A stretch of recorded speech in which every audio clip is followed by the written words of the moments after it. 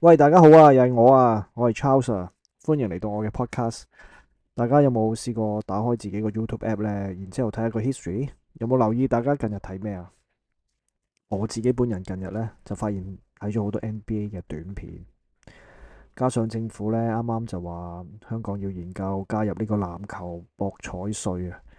咁喺呢個時候我就諗其實呢幾年嚟都聽到成日啲前輩又好，打波啲波友又話 NBA 呢而家就唔好睇噶啦，成日啲三分呢都係亂射，個個好似薄扶碌咁，哦，射完唔中，跟住翻轉頭對家就射，射完又唔中喎，又翻個對面射，好悶。咁究竟係咪咁呢？咁今日又趁 NBA All Star 完咗啦。咁幾位啱啱喺季中交易嘅球員呢，又歸位啦。咁我哋不如今日就講 NBA 啦。今集 The Why，我哋一齊睇下2025年嘅 NBA 發生咩事。今集我哋正式開始。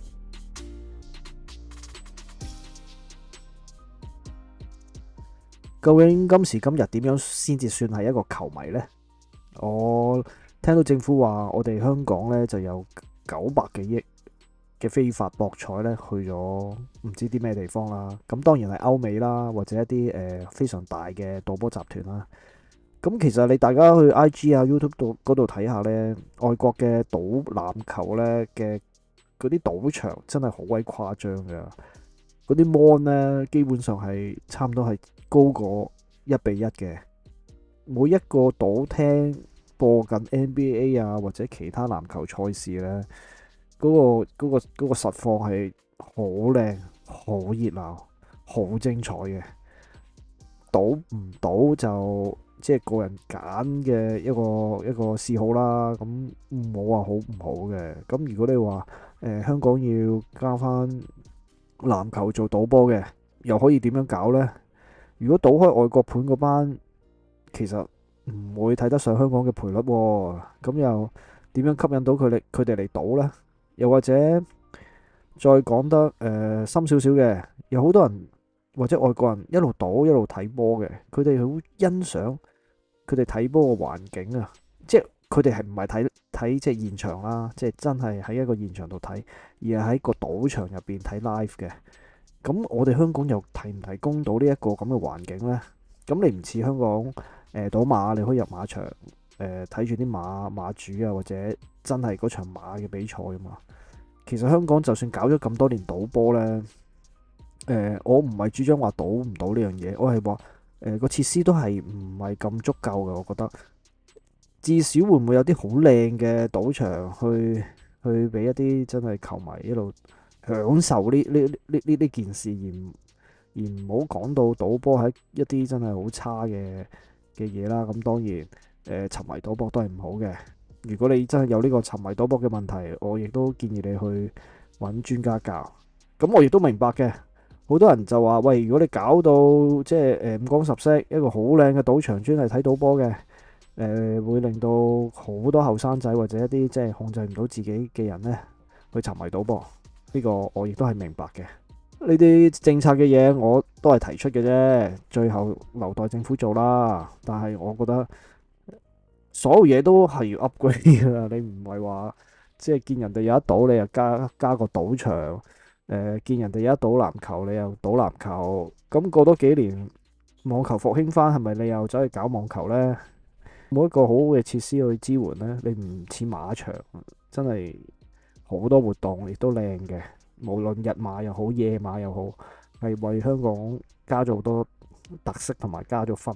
咁好啦，講翻 NBA 啦。NBA 相信係現時最高級嘅一個籃球嘅比賽啦。全世界最頂尖嘅籃球員都夢寐以求去 NBA 度打波嘅，所以 NBA 嘅人工亦都非常高啦。咁我哋睇 NBA 亦都係好想睇到一啲最頂尖嘅球員去競技。喂，但係唔係喎，NBA 嘅收視原來係咁跌嘅喎。點解收視跌呢？咁其實好多時候呢，收視跌都係講緊直播嘅收視跌啦，即係講緊 live 啦。你一定會上網抄一啲資料，又或者問 AI，咁佢哋都主要都係話，因為社交媒體興起啊，尤其是 YouTube 啊、IG 都可以分享一啲精華片段或者入球，咁咪變咗少咗人睇 live 咯。咁呢個論點其實我覺得唔係咁站得住腳㗎。咁如果你話喂，係咪有咗 YouTube、IG 分享咗啲入球，睇多咗精華，咁啲人就唔睇直播 live 嘅，所以收視率跌嘅？喂，咁你睇下其他運動，英超、歐聯嗰啲其實係升緊嘅。咁甚至乎美國國內其他運動，棒球嗰啲呢幾年又都升翻嘅喎。咁點解呢？咁點解嗰啲波有人睇，籃球就冇人睇呢？我又講一講數字先啦。咁根據官方嘅資料呢，2025年 NBA 嘅明星賽，即係 NBA All Star 啦，平均收視呢就有470萬人嘅。咁呢個數字呢係嚟自 TNT、TBS 同埋 TrueTV 幾個平台統計嘅。咁相較比2024年呢，2024年呢就有539萬人係睇嘅，足足跌咗13%。咁亦都成為咗 NBA All Star 以嚟呢第二低嘅收視率嘅，係啱啱高過2023年嘅460萬人嘅啫。咁其實唔止 NBA All Star 呢一個咁星光熠熠嘅籃球比賽嗰個直播下跌嘅，成個 NBA 嘅聯賽呢，其實都係不停咁樣跌落嚟嘅。咁而 NBA 收視跌呢，如果你齋講社交媒體嘅影響，點解我話站唔住腳呢？因為 NBA 收視率呢，其實喺2010年開始呢，都已經係跌㗎啦。2024年嗰個 NBA Final 呢，就有1100萬人睇嘅。咁我哋數翻1990年啦，我睇翻資料，1990年代係有2000萬人睇嘅。咁你會睇到唔係話呢幾年即係嗰啲社交媒體影響咯，而係去到2010年中期左右啦，係有好多因素令到個 NBA 呢係失去咗吸引力嘅。更加唔可能係因為即係2010年三分，即係而家最多人講就係因為 Curry 射三分，搞到隊隊波都小球陣容，隊隊波嘅風格一樣。咁呢個亦都有睇開波嘅人，我相信都唔會認同嘅。咁於是我就問一問啦，一啲我嘅朋友喺美加嗰度住啦，尤其是有啲可能係新移民啦，又或者係當地已經住咗好耐嘅華人。咁佢哋嘅答案呢，其實就同網絡揾到同埋官方講，即係咪社交，因為社交平台越嚟越多，所以你睇少咗波啊？咁聽佢哋講呢，喂，唔係嘅喎。其實美加嘅朋友呢，好多都好 hea 嘅，又或者咁講啦，打完份工翻屋企呢，夜晚真係冇乜嘢做，唔係睇波啊，打機，唔係打機就即係做一啲佢哋嘅嗜好啦。我問咗佢哋，喂，你以前或者一啲長輩啦，有啲長輩真係由 MJ 唔係 Michael Jordan 啦，係 Magic Johnson 嗰個年代開始睇嘅，而家都有六張嘢或者50幾60啦。咁佢哋都話我有繼續 update 嘅，佢哋有繼續睇 Curry，佢哋知邊個係 LBJ 啦，當然即係新人 Yama 啊、Anthony Edwards 啊呢啲佢哋都知嘅，亦都識嘅。但係佢哋就話：我哋而家冇睇直播噶啦。咁我問下點解呢？你睇 NBA 點睇啊？咁佢話：哦，我哋都係睇 YouTube 重播噶咋。咁但係點解唔睇呢？我都好想睇直播啊，但係因為收費貴嘅。咁我話嚇，收費貴唔係啩？你即係當我喺香港睇波啦，我又順便問問大家啦。作為一個香港人，而家要睇 NBA，你會點呢？咁以我自己習慣啦，第一個習慣就梗係 ViuTV 免費睇波啦。咁逢星期六上晝都有一場 ViuTV 嘅免費波嘅。不過缺點就係你冇得揀咯。嗰個星期六 ViuTV 揀咗邊場你就硬食嘅。咁當然唔係幾好啦。有時真係有啲即係唔係你捧嘅隊，你唔係好想睇嘅。咁但係正所謂好有一餐唔好有一餐，免費波喎，咪食住早餐睇咯。星期六咁方法第二，咁少少衰嘅就係用 VPN，因為鄰近地區咧，好似台灣啊、日本啊、韓國啊，甚至泰國、越南咧，佢哋都會播 NBA 嘅。爭啲數漏咗菲律賓。咁佢哋亦都好似香港 ViuTV 咁樣咧，有某啲免費電視台咧，佢哋都會喺某啲日子嗰度播一啲免費波俾大家睇嘅。咁如果你有心或者你又熟 NBA 嘅，咁其實你可以透過 VPN 咧，就去某啲電視台，假設啦TBS 今日會播湖人對勇士嘅，咁你咪今晚起身，或者其實應該係朝早啊，朝早起身咁咪去 TBS 嗰度網站嗰度揾嗰啲免費波睇咯。咁但係幾辛苦嘅，亦都未必揾到你啱心水嘅。咁如果一個正常人，我相信一定係會話，去 NBA 網站買個 NBA pass，咁就可以 download 個 app 喺電視又好，即係要 smart TV 啦，iPad、iPhone 啊，咁你隨時都揀邊場波睇一睇啦。咁第四個方法，咁當然係去啲祖國嘅頻道啦，騰訊運動諸如此類，或者有啲外國人或者海外華人都好興買嗰啲咩安博盒子啊，喺嗰度即係睇嗰啲我叫可似版嘅波啦。咁呢個我都唔建議人用嘅，因為始終都係翻版啦。你最好支持翻你愛嘅運動，應該都係睇翻正版嘅。咁好啦，咁當我講到最方便就用 NBA Pass 睇波嘅時候呢，香港就有兩個收費嘅。咁最攻頂嘅咁梗係用 NBA Pass Premium 啦。咁 NBA Pass Premium 呢幾錢啊？150蚊一個月嘅啫，貴唔貴啊？如果你真係一個波迷，又真係唔使點撈，又真係咁多時間，咁其實真係好抵喎，差唔多日日都有波睇嘅。因為只不過 NBA 播波嘅時間通常都係早上，正常人都翻工嘅。所以都話啦，除非你係一個係咯有錢人啦，又或者唔使點翻工嘅人，或者你份工係夜晚嘅，咁咪啱你咯，150蚊。咁但係你喺美國睇，咁我就問啲美加朋友啦，喂，其中有個朋友住芝加哥啦，咁我就問下，喂，你芝加哥，你頭先就講到你都熟啊，但係你唔睇直播嘅喎，因為貴，150蚊你都唔俾港紙喎，唔係美金喎。於是我朋友就同我講啊，喂，其實咧呢度個玩法咧並唔似你哋香港或者日本啊、台灣啊鄰近地區咁樣玩法㗎。呢度真係好乞人憎，好複雜㗎。咁我話，喂，講嚟聽下啦。咁佢就話，如果我喺美國，let's say 芝加哥啦，但係其實你喺邊個州邊個省都一樣㗎啦。我係一個公牛嘅死忠，咁我就訂咗 NBA pass，就算我訂埋 premium 都好，因為咧 NBA 咧就同咗其他大嘅有線電視台簽咗合約嘅，例如可能 ESPN 啊、TNT 啊，又或者一啲細嘅艇仔啦，簽咗合約。咁變咗咧，正常嚟講咧，你喺芝加哥嗰度咧，你係睇唔翻你芝加哥主場嘅波嘅。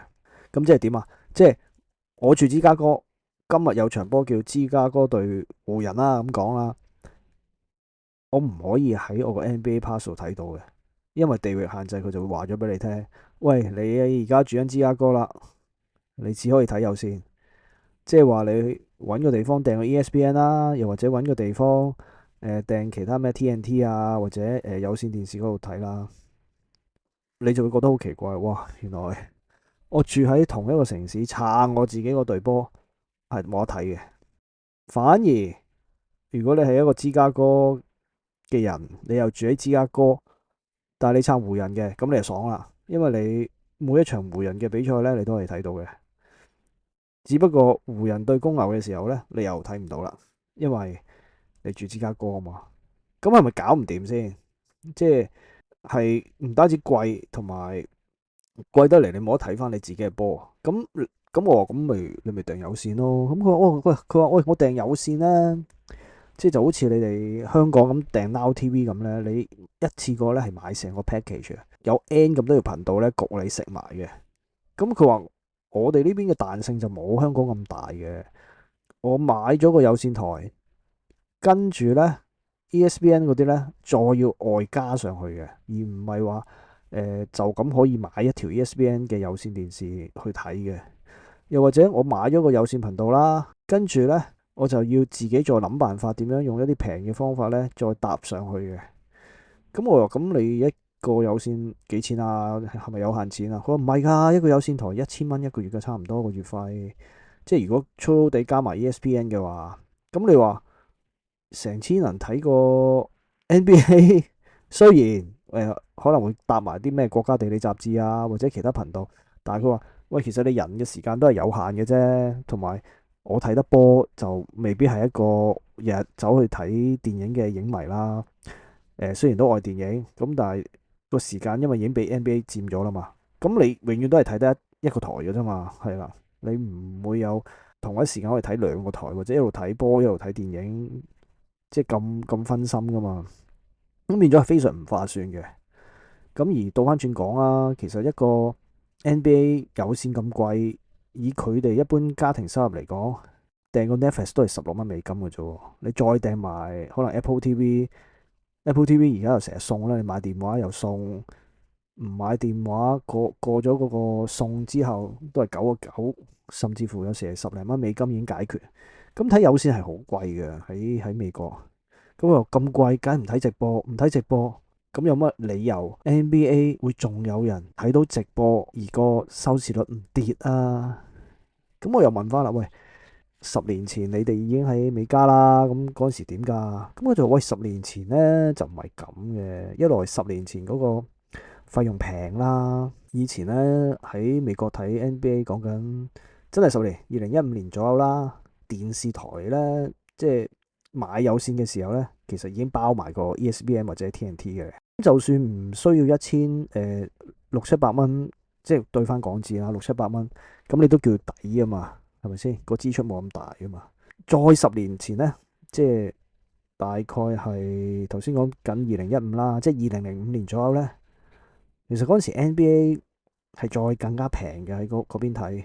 點解呢幾廿年升得咁快呢？就因為 NBA 一來多人睇咗啦，佢賣出去個轉播權就越嚟越貴啦。我睇翻數字喺98到2007年呢，NBA 個轉播費其實都係45億左右嘅啫。即係佢賣俾 let's say 下賣俾中國，咁佢都係收45億美金啊。咁去到2016到而家呢，講緊個轉播費都去到240億，即係升咗5倍。咁佢個轉播費升5倍，咁你當地嘅電視台就當然要揾方法去圍翻條數啦。咁電視台亦都會受住你自己 NBA 個 app 啊，或者嗰啲訂戶影響嗰個叫做播放率噶嘛，係啦。咁嘅時候佢咪要用好多唔同嘅古怪方法去令到呢件事合理化咯。變咗真正嘅球迷同埋用家就真係俾佢趕走晒嘅，又或者話唔睇即場咯。放工翻去或者夜啲，第二日先至睇呢個叫做 YouTube 嗰啲 YouTuber 會轉播咯。而且嗰啲 YouTuber 佢哋都話好高質素嘅，即係好多廣告啊，好多唔同嘅無謂嘢呢，佢哋都會剪走嘅。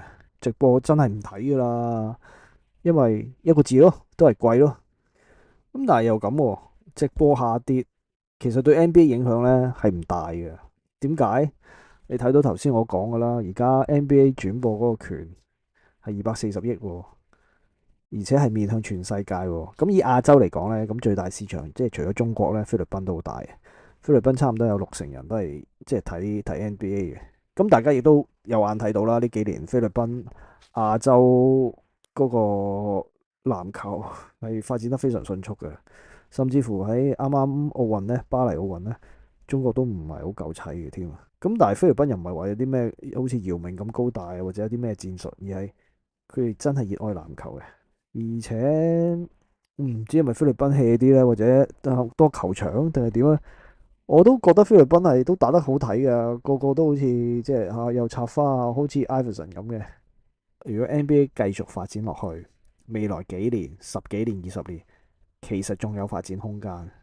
反而香港，我就會覺得係即係人口太少啊。咁如果你好貴咁投個牌翻嚟，基本上都係真係維唔到本嘅。咁所以香港就有香港嘅特色啦，百幾蚊就可以睇晒全部啦，即係包括季後賽啊，亦都唔會話咩主場嘅時候你冇得睇啊。今日冇得睇呢場波，聽日冇得睇呢場波，唔會嘅。咁呢個就真係香港嘅福利咯。咁我先簡單嚟一個小結啦。NBA 嘅直播咧喺美國咧，我會覺得冇得救噶啦。但係咧就永遠都會繼續揾大錢，因為除咗美國之外，世界個市場實在太大，而且仲未開發晒。但係我對於而家嘅 NBA，又或者我作為一個球迷嚟講呢，我都會覺得而家 NBA 係冇咁好睇嘅。咁而冇咁好睇嘅主要原因呢，我唔會覺得係即係三分太多滿啊，我反而係覺得係因為廣告太多，同埋停頓嘅時間太多。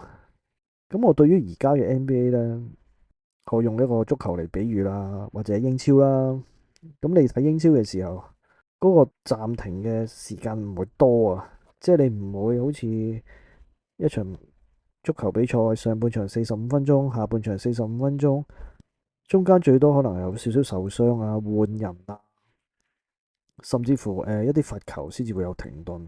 但係你好少睇到一場波，即係除非嚴重受傷啦，好少睇到有一場波中間係停頓多過10分鐘。但係 NBA 就十分之多呢啲停頓位，而且呢啲所謂停頓位每一次都一出現嘅時候呢，電視台就好似發一癲咁呢，就 feed 啲廣告出嚟，而且 feed 到成個畫面都係好似 feed 極都唔夠。其實我哋香港或者我去過日本睇 NBA 或者去過台灣睇台灣啲電視台，其實幾好嘅，大家都剪走咗嘛。但係如果你有機會真係喺美國睇波，又或者真係用你嘅方法睇一場美國嘅波，係真係黐線嘅，啲廣告多到，即係其實而家都唔明白點解要咁鬼多廣告咯。咁當然我明係要揾錢啦。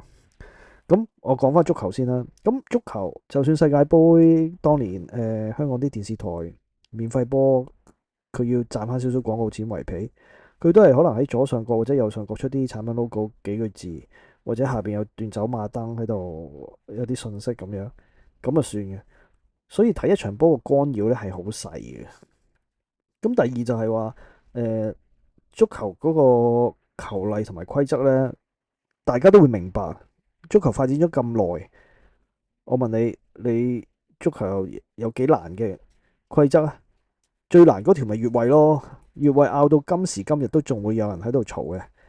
咁我撇除越位呢個問題，其他即係簡單講句，你唔會見到有個球員無啦啦跑下起飛腳噶嘛，仲要係李小龍式嘅李三腳咁樣踢第二位球員，唔會噶嘛。咁如果你一見到呢啲，就算你唔識波，你都知喂，一定係犯規啦，係咪？又或者有人喺後邊鏟另一位球員對腳，咁你亦都知道，即係正常嘅運動，你令人受傷就係一定係犯規啦。咁呢個除咗 MMA 啦，係咪先？咁而家唔係睇 MMA 啊嘛。咁變相就係足球比賽係好易明，成場比賽係順暢嘅。但係籃球就唔係啦，明明籃球呢就發展咗好幾十年嘅，其實雖然籃球個始源係加拿大啦，美國發揚光大啦，咁但係籃球嘅例就係越嚟越真係唔明噶。我講最簡單就係走步啦，真係夠膽同你講，每一場 NBA 比賽都有走步嘅問題，而呢個走步嘅問題呢，係完全冇得到公平、公正、公開咁樣處理嘅，即係要學特區政府咁樣講啊。簡單講句，即係有個球員揸住個波走步，球證係冇吹嘅。咁而每一次呢類咁嘅走步呢，有好多時候都俾球迷或者你睇啲 Reddit 啊，或者其他啲社交平台都會俾人放大啊，邊個邊個球員又走步啦，又冇吹啦。而每一日咁多場 NBA 都有呢啲情形，而都唔能夠得到公平嘅處理喎。呢個人為因素係令到球迷好猛嘅。足球手球嘅機會好微，就算有手球，基本上我夠膽講90%都係公平咁處理嘅。走步對於一個籃球比賽係一個嚴重犯規嚟嘅，即係你係的而且確會影響到進攻。即係簡單講句，喂，明明人人行2步半嘅，你可以行到4步走咗去入波嘅，喂，點都係唔計啊。咁但係以 NBA 嘅執法就話，唔想影響比賽個流暢度，咁一啲可能係單刀啊，都明入噶啦。咁就咪放佢咯。又或者喺後場上前場嘅對家嘅後衞又冇人去 mark 持球嘅人，咁咪又係放佢咯。咁就變咗好多 LBJ 呢啲咧，即係天龍八部啦。走步呢個問題，即係除咗影響個球賽同埋影響即係我作為觀眾去睇之外咧，究竟而家乜嘢先叫啱嘅走步同埋錯嘅走步？即係究竟走籃應該係點咧？都更加唔知嘅。即係以我理解睇咗咁多年波，就係話哦，走籃咪都係分咗啲咩歐洲步啊、step back 啊，或者而家好興講嘅 jump step 啊。呢十幾年你會聽到好多更加古怪嘅上籃形式啦，又或者好多人會去爭啊，喂呢個唔係走籃，呢個係咩啊？呢個叫中國式嘅蘇麻步，其實即係嗰啲 up and down，即係上下步啦，有人咁樣叫，即係好多呢啲古靈精怪嘅名稱咯。咁喂大佬呢啲都係犯規嚟噶嘛，係咪啊？咁而傳統又好，或者你睇開波都知道走籃兩步半就叫做合規格嘅。咁原來而家佢哋 NBA 咧又唔係叫兩步半噶咯喎，佢係叫零一二嘅喎。咁作為一個睇數據嘅人，你會聽到零一二係咩啊？零一二咪三咯，咁咪即係三步，係咪先？咁 FIBA 就喂，FIBA 唔係咁教你嘅，FIBA 就係一二，跟住你就要跳噶啦，唔理你左右腳啦，總之你嗰隻腳落地之前咧，我哋都叫計半步嘅。咁 FIBA 咧係即係比較嚴謹嘅。大家有冇睇過 IG 或者 YouTube？好多時候你都會見到啲教學片咧，有啲阿 Sir 就教零一二零一二，喂點睇都係走步嘅喎。係啦，當然即係其實如果你話再嚴格啲，點樣為之走步就係兩隻腳唔能夠同一時間喺個空中嗰度啦，即係尤其是你 up down 嘅時候。咁喂，我啲即係球例我就唔講啦。咁總之就係整個 NBA，即係你講緊係全世界最多頂尖球員，喂同埋最高薪嘅球員都喺集中喺美國呢個地方嘅時候，竟然個規則係唔能夠揸緊嘅。喺呢一方面，我唔明 NBA 點解唔可以學下英國咁樣，即係你睇英超個執法係，即係亦都有俾人批評，咁但係一定係好過好過而家咯。喂，咁好簡單，唔通你捉人走步有咁難咩？即係 LBJ 呢啲天龍八部，喂，實在太過分啦，係咪啊？你話偷偷地，即係你黑人個步幅闊，因為你高大，而且你快嘅，你行咗三步，哦，我俾你四步啦，好 OK。你而家唔係喎，你係真係七八步喎，甚至乎今年都仲係繼續咁嘅喎。有時LeBron 喺後場上前場，佢唔係運球嘅喎，佢可以拍兩下，跟住啊 hold 翻住個波，跟住又掉個波兩下，跟住再行幾步，好似打緊街波咁喎。喂，大佬，唔係我認識嘅一場籃球比賽應該有嘅執法水準咯。咁呢啲係好趕下㗎。咁除咗即係球證個執法水準高低啦，我都未講其他真係即係更加嚴重嘅裁判執法個質素。咁除咗講走步啦，NBA 近年又學埋足球咁樣，或者網球咁啦，有啲咩慢鏡重播再睇啊，即係所謂 VAR 嗰類型嘅嘢啦。其實究竟啱唔啱籃球用呢？即係籃球個停頓時間已經多噶啦，你打打下波禁區罰球，又或者所謂天 foul 夠數嘅時候又要射罰球，其實已經令到嗰個比賽個賽事嗰個 pacing 同埋嗰個節奏咧斷咗噶。即係明明好地地打緊波，忽然真係停，跟住大家埋位等佢射罰球，射完一球，跟住又等阿球證攞翻個波，又俾翻個球員射第二球，跟住先至再邊線開波。嗰度喂又幾分鐘嘅，咁如果幾分鐘呢，好多時候呢又係廣告嘅。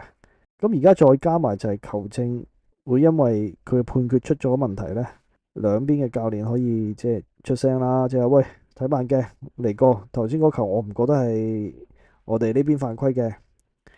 咁嗰度呢，有時嗰啲球證慢起上嚟，即係睇幾次 replay 都未睇完咧，喂又係搞成10分鐘啊，中間又係廣告嘅。咁你變咗一場 NBA 嘅比賽呢，嗱你又有合理嘅即係兩邊嘅暫停啦，又多罰球啦。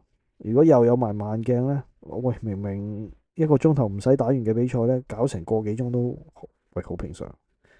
相信有睇波嘅人都知道，而整個過程其實真係唔 enjoy 嘅，即係明明係一場可以好流暢嘅波呢，就搞到窒下窒下啦。咁我唔覺得呢啲係三分會影響到嗰個 pacing 咯，係啊，反而喂呢邊射三分，跟住打鐵唔入，到嗰邊又打鐵，係冇嗰個樂趣冇咁大，但係反而嗰個流暢度 keep 翻會仲好咯。咁節奏打斷啦，我又攞足球嚟比啊，喂，即係足球你你個節奏係好少會有啲咁嘅情況打斷噶嘛。雖然有 VAR，亦都有時 VAR 會搞一場龍鳳，但係唔似得籃球咁密咯。我又講翻三分啦，其實三分影響係有嘅，不過一個正常嘅教練如果見到自己隊波係咁打鐵，成節都入唔到波嘅，佢一定會改策略啦，係咪先？改變策略其實咪又係一個籃球嘅運動嘅其中一個部分咯。咁我覺得都 OK 嘅，係啊，唔會長此落去嘅。咁同埋三分本身就係籃球一樣戇居嘅嘢嚟㗎啦。即係80年代或者90年代 MJ、Kobe 佢哋即係為咗個觀賞性同埋個娛樂性，佢哋唔中意射三分啫。同埋揸住個波爆入去係有型過你而家咁樣喺出面外圍射嘅。咁嗰陣時係真係有型啊嘛。咁而家係講緊效率同埋個個都以攞冠軍為目標，即係佢攞冠軍嘅目標係即係最好盡快攞咗個目標，然之後即刻變公務員咁樣 hea 打啦。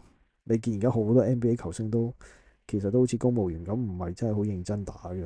咁呢樣嘢又即係我之後會再講啦。呢啲加埋咪個吸引力咪跌咯，即係已經唔超越咗即係。係唔係講緊你俾1000蚊月費去睇波呢樣嘢，而係你會覺得哇，屌又係咁啊！喂，又唔吹啊，走步喎、跟住打手喎、喂又睇唔到啊！喂，咁呢啲點搞啊？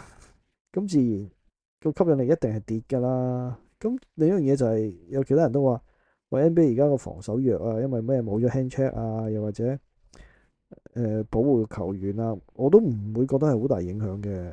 係啊，咁保護球員我都覺得係應該嘅。以前 Jordan 年代嗰個防守力度太大啊，成日都有打交同埋受傷。咁同埋你想睇打交嘅話，你睇冰曲咯，又或者即係睇 MMA 咯，啱唔啱啊？打波射下三分、射兩分或者爆籃咁，我覺得會好睇啲咯。係啊。如果你講到爆籃，其實進攻犯規我都覺得好多時候都係吹得好差啦 NBA。咁你話有冇得吹得好啲啊？其實都冇啊，因為個球證根本就追唔切。不過講話其他，我成日都覺得有啲咩所謂灰色嘅地帶啦，咩防守3秒，進攻3秒，喂，其實有時都過晒個時間啦。其實個球證都係冇吹噶，咁你就變咗成個 NBA 比賽個球證嘅干擾咧係好大嘅。咁以前細個或者真係唔識睇波啦，或者對嗰個球例認識唔夠深啊。咁但係而家你有 internet 啦，又有咁多評論啊，同埋討論區啊，或者你會揾到啲志同道合一齊講吹水講波經嘅時候，你咪會知道，喂，唔係咁嘅喎，原來。咁而越嚟越多嘅干擾，如果個干擾係令到場波更加公正嘅，我會覺得可以嘅。但係而家嗰啲干擾唔係令到場波公正噶嘛，而係個干擾令到廣告加多咗幾倍啊，係好辛苦嘅。睇一場波而家停頓咁多嘅時候，又廣告又咁多，啱唔啱啊？今年 All Star 個直播率咁差，其中一個大原因，啲人都係話嗰個廣告超級長。你話喂，個廣告超級長即係點啊？咁我都補充翻啲數字啦，即係今年2025年 All Star 其實成個比賽即係計埋嗰啲明星賽啊，佢分3場嘅比賽啊，嗰啲實際比賽時間咧，其實都差唔多只有90分鐘嘅啫。咁但係每場之間咧就好多嘅休息。咁而嗰啲休息時間咧又係廣告。咁當然今年嘅 All Star 又多咗好多即係致敬位啦，即係又頒下獎啊，又致敬下呢個啊，又播下片啊。咁但係其實全部都係廣告嘅。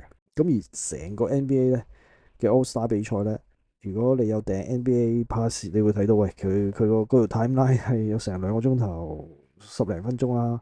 但係成場波真係睇兩邊打咧，都係真係60至90分鐘嘅咋。咁你諗下，你睇一場波，睇一場 All Star 2個幾鐘，原來你係睇咗個幾鐘廣告嘅。而呢啲咁嘅植入式廣告咧，唔單止無謂影響個節奏啦，連即係當日大家如果有睇 All Star，你都見到嗰啲球員係即係等到呆晒啊！玩完入樽賽咁咪呆等咯。咁跟住今年係幾隊波，大家鬥快入咗40分就當贏噶嘛。贏咗個隊友喺度等，即係一來要等下一隊打啦，係啦，二來又要插播廣告啦。咁我哋喺觀眾係好冇癮嘅，真係。即係嗰2個鐘其實係真係我唔明點解我已經俾咗錢睇 NBA Pass，理應我係應該係集中火力係睇嗰場波嘅內容，而唔係睇咁多廣告噶嘛。咁 NBA 喺呢一度咪即係叫咩啊？賺幾重咯，即係佢除咗賺你訂戶嘅錢，佢亦都會賺埋廣告商嘅錢。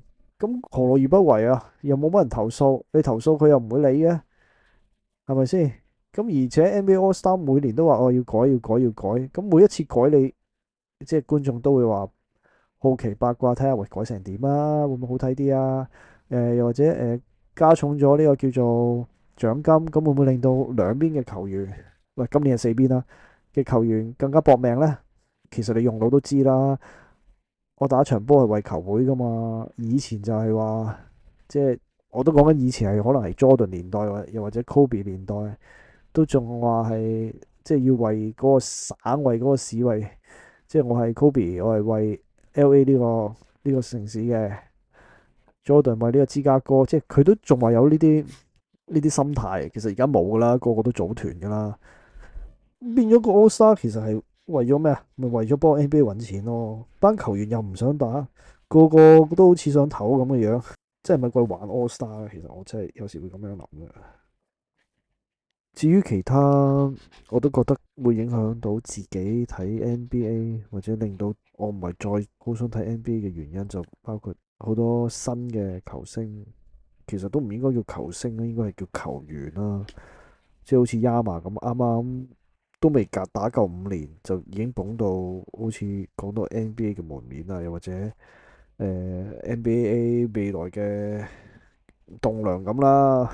咁但係咯，今年大家都知佢又話佢血管生塞啦，即係可能血管有啲硬塊啊，或者應該咁講係血液有硬塊，會影響到佢日後個表現啊，唔知能唔能夠即係解決啦。咁佢後生應該得嘅，咁但係啦，有啲咁嘅傷患自然唔好啦。咁但係佢其實都係入咗嚟 NBA 冇耐啫嘛，咁就已經講到即係天下無敵咁，其實真係對個球員唔係幾好嘅。因為 NBA 後繼無人，所以真係好似盲公竹咁，個個狀元簽嘅都走出去捧到天上有地下無，即係連打 NBA 嘅經驗都冇，咁咪搞到即係有少少嘅即係烏龍嘢啊，又或者有某幾場波表現得好差呢，都會俾好多即係社交媒體嘅人喺度真係亂咁講嘢咯。咁尤其是 Reddit，你知真係冇網管噶嘛，嗰啲人把口又唔收嘅。咁你會見到，甚至乎有人會轉載，你可能睇 IG 都有人 cap 翻佢啲片喺度笑佢，咁你亦都會影響到，即係我作為一個球迷，唉，又係即係不停有呢啲咁嘅信息，係幾唔好睇嘅。當然，即係亦都有啲真係好衰嘅，或者唔可以話好衰嘅，即係好叻嘅球員咯，即係好似西門咁樣啊，打76人一陣。就已經俾人捧到佢係咩下一代 NBA 嘅門面啊，又話佢係 LeBron James 嘅後繼人啊，而且更快更瘦，咁結果點啊？哇！第一年 NBA 都仲好地地，之後又話自己心理創傷，又話背痛啊，又話椎間盤突出啊，幾廿樣嘢病患，一年都打唔到一半主場喎，客場就基本上就唔打添，而家又受傷啦，即係呢啲都。即係叫人點睇落呢啲咁嘅球員，簡直係即係又係一半俾 NBA 害死嘅。咁你當日唔好捧到佢咁高，其實大家又唔係好注意嘅時候，咪冇嘢咯。你當日捧到佢太高啦。咁舊年入到NBA 季後賽，Anthony Edwards 其實都係俾人又係捧到好高嘅。咁今年個表現亦都係唔係咁好啦。咁佢唔係唔好啊，其實佢轉型打咗即係打多咗好多3分啊。咁大家都知，你一來一回，如果輸緊波咁，梗係要射3分去追，更加好啦。即係你都計到數啦，輸2分，然之後你呢邊射翻3分，可以贏翻人喎。咁你一定係搏呢啲波㗎。咁同埋好多年輕球員都會計數，喂，我早早地入多幾球3分喺頭嗰2節，咁我第3節咪可以唞咯，第4節再出嚟搏命。即係好多都係咁嘅，即係你睇得多，你就知道佢哋啲套路㗎啦。咁冇話佢哋啱定錯，而係又係捧到佢好高，話捧到舊年大家都仲記得，就知道佢喺季後賽就話佢係 Jordan 接班人啊，Jordan 後繼人啊，球迷又係期望越大，到時咪失望越大咯。咁 Jordan 都唔係第一年可以攞到戒指啦，係咪？最後 Jordan 都用咗唔少時間，咁所有嘢都有個過程嘅。盲目咁樣去追捧，唔好噶，唔健康噶。咁但係 NBA 始終都係即係點講，揾錢啊嘛。即係無論全方位都捧紅咗你先咯。到時喂你受唔受到？喂你問題而唔係我聯盟嘅問題啊嘛。咁你呢樣嘢即係背靠背個制度，亦都係搞到大家都會覺得嗰個 NBA 嘅球賽唔好睇嘅啦。開始咁，因為好多背靠背嘅比賽。好多球星又或者成隊球隊都會覺得，喂，背靠背佢咪計數啫嘛，即係我都穩佔某一個席位入到 playoff 嘅。咁佢哋好多季背靠背嘅比賽呢，就抽起個球星。咁你諗下啦，如果你訂咗NBA Pass 嘅，又或者你喺美加真係使成千人睇直播嘅，諗住喂，主場已經限制多多啦，原來背靠背嘅比賽佢又會唔打嘅。咁你好冇癮噶嘛？你明唔明啊？你有時係嗰兩三個球星，你係特別想睇嘅。Let's say 呢幾年嘅勇士啦，咁可能你真係好中意睇 Curry，又或者可能你都追捧埋而家嘅 Butler 同埋 Green 嘅。咁原來今場波背靠背，佢哋三個都輪休嘅，即係簡單講句都係搏輸嘅。咁你仲邊有癮啫？係咪先？咁我又係嗰句啦，你訂個 NBA Pass 就係諗住好似以前咁，Kobe 場場都出噶嘛。佢即係佢有大傷，咁唔好講大傷啦。咁基本上佢都出席率都高嘅。咁亦都好多人中意睇佢個即係技巧，或者睇佢射波嘅，或者睇佢個籃球智慧嘅。哦，而家背靠背又唔出，跟住轉頭又話受傷啊！可能有啲人即係唔知咩叫背靠背啦。其實背靠背英文就係 back to back games 啦。NBA 個排個賽程呢，尤其是 Covid 之後呢，佢哋嗰個賽程好古怪嘅，即係佢好多時候唔會係先打咗let's say 你 LA 會打咗你附近嗰啲州嗰啲市嗰啲球隊先嘅。佢反而就係會話哦，可能今場LA 打咗公牛。咁第二日咧就 LA 又即刻飛去芝加哥嗰度就同公牛再砌過啦。咁你諗下喎，喂，你一來飛機有路程，即係飛機路程遙遠啦。咁你落咗機啲球員可能真係得2個鐘頭休息，就即刻去，係啊，即刻做熱身落場打波噶啦。邊度夠精神啫？係咪先？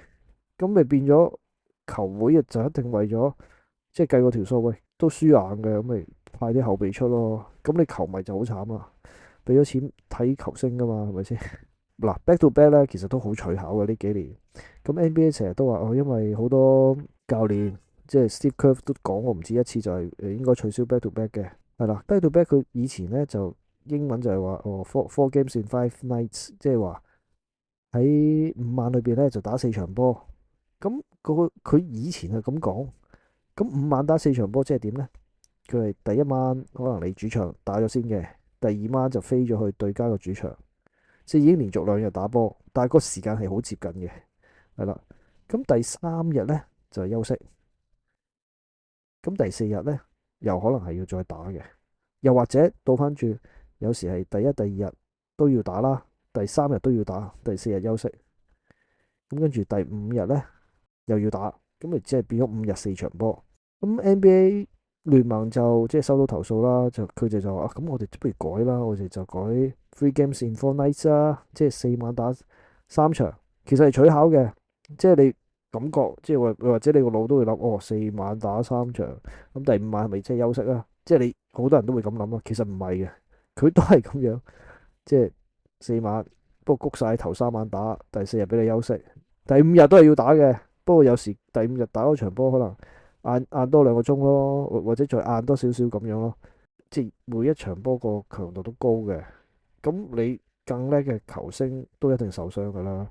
即係唔係話 Jordan 年代或者 Kobe 年代啲球星係好砌啲，因為嗰陣時咩防守硬度又大又成，而嗰陣時個賽程都冇咁發癲嘅。而家個賽程係真係，我覺得係好唔人道嘅。咁聯盟佢梗係唔會咁諗噶啦，聯盟佢一定會話：喂，你戇居啫，我又用勇士嚟做例子啦，你戇居啫，你淨係捧個 Curry 出嚟，你梗係捧20個人出嚟啦，或者捧15個人出嚟，咁背靠背嘅時候咪即係咩啊 A B 隊咁咯，今日出 A 隊，聽日出 B 隊，咁喂，其實大家都知冇可能噶嘛，同埋你一隊球隊，你梗係即係以贏波優先，梗係搞掂最好打嗰5個，跟住再揾其餘嘅球員，即係較為二線啦。咁點解要有較為二線啊？咁呢度遲啲有機會講啦，就係因為 NBA 有一個薪酬嘅限制啦。即係鬼唔知，好似你打 Winning 買晒最勁嗰全球嗰20個球員翻嚟咩？咁 NBA 係唔得嘅，係啊。個薪酬限制你係俾唔起嗰個即係所謂豪華稅嘅。如此類推，背靠背你又俾咗錢，係啦，甚至乎如果你入場嘅，你更加唔抵添。最可憐係球迷係預先唔知嘅，即係禮拜六 ViuTV 嗰場波，即係一來ViuTV 早啲講，我哋咪知佢播邊場咯。但係個球員係啊，可能背靠背嗰日唔出，你吹唔漲啊，係啊。咁點可以有啲咁嘅規矩嘅啫？其實係咪？咁呢樣嘢係 NBA 自己搞成嘅，你好少會聽到有人睇足球會咁嘅。即係曼聯另計啦嚇，曼聯越打越差，咁的而且確有好多 fans 死心嘅，但係佢哋都唔會話即係死心還死心，都會繼續睇嘅，或者睇少啲咁咯。咁而 NBA 係直情會令到我覺得哇，太多廣告啦，我真係唔想嘥時間咁樣睇場波，而唔係真係睇到雙方最強嘅球員競技，而係即係打下停下打下停下咁樣，咁邊度好睇嘅啫，係咪先？咁我相信我睇埋呢幾年可能。係咯，都未必睇到未來嗰10年，都好難之後再講 NBA 噶啦，因為自己都唔係睇足啦，咁有咩好睇啦？即係有咩好評，有咩好講啫？係咪先？可能連 Playoff 都淨係睇 Final，都淨係可能睇主場頭嗰2場就算噶啦，因為 Final 都幾悶嘅，7場4勝，又係即係又係為咗廣告，又為咗錢啦。當然人就係咁噶啦，即係不斷成長，你就有好多嘢要放低，咁放低咗啦。學上一集話齋，而家發覺自己集中力弱咗啦，咁咪轉睇書咯，或者研究其他嘢咯。始終一個香港人總會有好多嗜好嘅。之後我會嚟個結語嘅部分啦。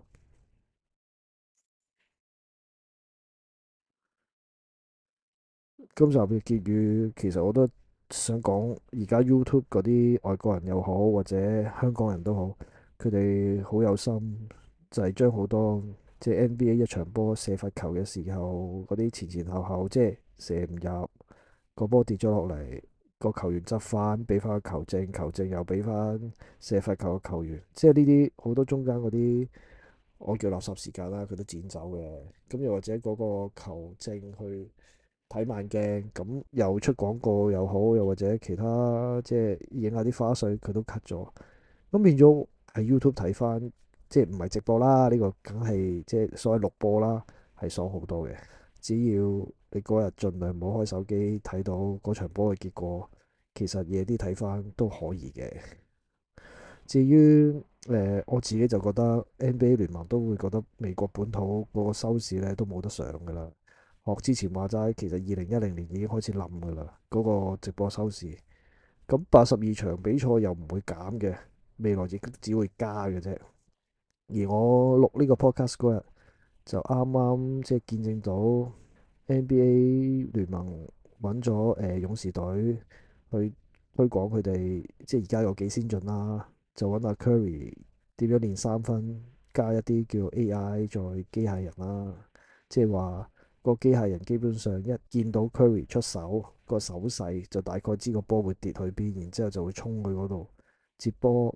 而接咗個波之後就會即刻俾翻 Curry。咁啊 Curry 亦都話呢個訓練方式非常好啊，因為機械人係唔會攰啊嘛。